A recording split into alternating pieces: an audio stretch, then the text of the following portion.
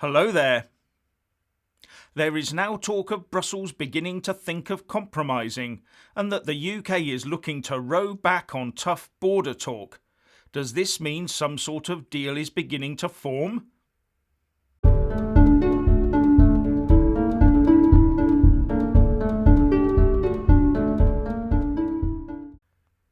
Firstly, please subscribe and like this video to give my channel a boost, and I'm always uploading new content, so please do check back daily. It looks like the UK government's flat refusal to extend the Brexit Implementation Period might be paying off. With just 18 days to go to the 30th of June, after which it will be impossible to extend the talks unless the Withdrawal Agreement Treaty is rewritten, it looks like the EU might now be looking to relax some of their outlandish and overbearing demands. And on the UK side, there are indications that the UK could be planning to keep the UK economy going by easing border restrictions after the 31st of December to help the economy not only fight the economic fallout of the pandemic, but also to keep goods coming in from the EU. These factors lead me to surmise that some grown-up talk has been taking place behind the scenes, and that a more realistic, more bare-bones type of deal will be struck between the EU and the UK. A deal that can be built on in the future years as we develop our new relationship. And this has been driven mainly by the UK side adamantly refusing to bow to EU demands for a level playing field under the control of Brussels and sticking to our principles of retaking full control over our fishing waters. And a new realism might emerge from the high-level meeting between the UK Prime Minister and the various presidents of the EU that I gather is scheduled for this Monday.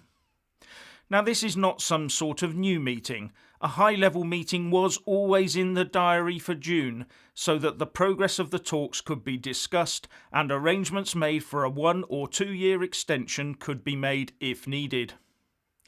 But as that is now ruled out by law on the UK side, then the discussions will presumably be about how much the two sides row back on this whole unrealistic third-rate EU membership in all but name.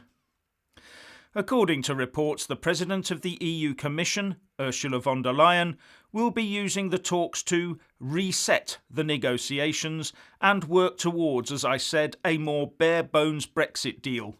BBB, bare-bones Brexit. And the Express quotes an EU diplomat saying, "The baseline has moved down significantly. We're no longer talking about a broad and comprehensive trade agreement. At this end, the trajectory for the best-case scenario is a minimum trade agreement." And a UK spokesperson said, "The UK and the EU have agreed an intensified timetable for FTA negotiations in July. This new process will involve a mix of formal negotiating rounds and smaller group meetings, both in London and Brussels, assuming public health guidelines enable this. There will be talks each week of the 5 weeks between the 29th of June and the 27th of July.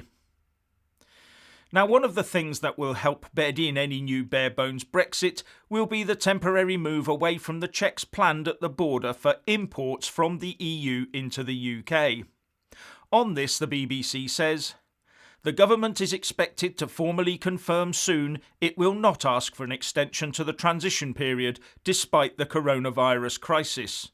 However, there will be an about turn, in the short term at least, on the checks carried out on imports. In February, Cabinet Office Minister Michael Gove said import controls were necessary to keep the country's borders safe and secure and to collect the appropriate taxes.